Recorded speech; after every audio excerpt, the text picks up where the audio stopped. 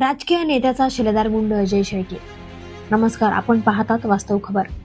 कापूस व्यापाऱ्याला तब्बल 2.5 कोटी रुपयांची खंडणी मागण्यात आली आणि त्याला जीवे मारण्याची धमकी देण्यात आली. एवढंच नाही तर अपहरण करून तब्बल 30 लाख रुपये रोख उकळले गेले. या प्रकरणामुळे संपूर्ण जिल्हा हादरून गेला आहे. अहिल्यानगर मधील खळबळजनक प्रकार श्रीगोंदा तालुक्यात उघडकीस आला आहे.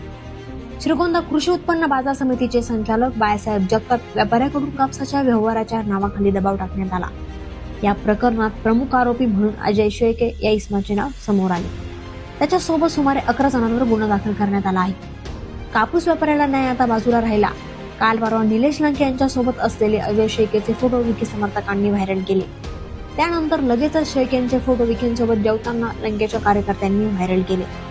फोटोचं प्रकरण इथेच थांबलं नाही, तर त्याच अजय शेळकेचे फोटो संग्राम जगताप यांच्यासोबत व्हायरल झाले.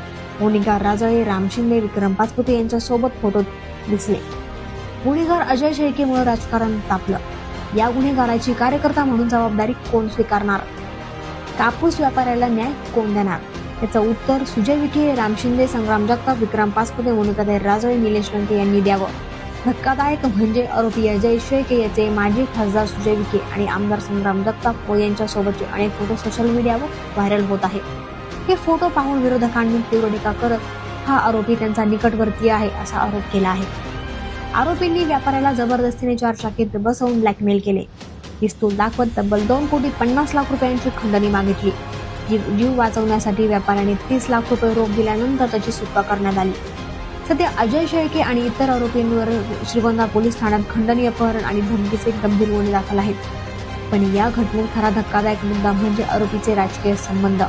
कधी विखे पाटलांसोबत जेवताना, कधी संग्राम जगतापांसोबत चहा घेताना, तसेच मोनिका राजळे सोबत व राम शिंदे, विक्रम पाचपुते तर कधी हातात हात घालून फिरताना दिसणारे अजय शेळके आता पोलिसांच्या रडारवर आहेत.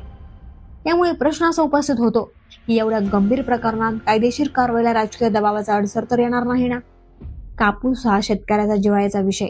त्यातच कापसाच्या व्यापाऱ्यालाच धमक्या, अपहरण आणि खंडणी ही घटना म्हणजे शेतकऱ्याच्या मेहनतीवर आणि त्याच्या न्याय व्यवहारावरच डाका आहे. आता पोलीस तपासात पुढे काय निष्पन्न होतं? आरोपींवर खरंच कठोर कारवाई होते का, की राजकीय नातेसंबंधामुळे प्रकरण दाबलं जातं? याकडे संपूर्ण जिल्ह्याचं लक्ष लागलं आहे.